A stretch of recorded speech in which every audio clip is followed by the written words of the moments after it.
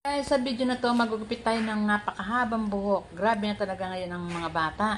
Kalain mo mamanage ng mga batang ganyan ang kanilang buhok na ganyang kahaba. Tapos ayan, puputulan natin. At nagulat pa rin ako kasi nung dati pumupunta siya rito, maliit pa yan. Ngayon nung tinanong ko siya, mag-18 na. Grabe. Ang bilis naman talaga ng mga bata at ang bilis ng panahon. Parang kailan lang kasama siya ng lola niya na pumupunta rito para magpagupit. Tapos ngayon, ayan na, malaki na siya, dalaga na siya. Ayan ang haba ng kanyang buhok at pinutulan lang natin, pinapantay lang niya, tapos nagpalagay lang siya ng bangs. Guys, panoorin niyo po at napakasimple lang naman ng kanyang gupit. Ayan, pinapantay lang niya.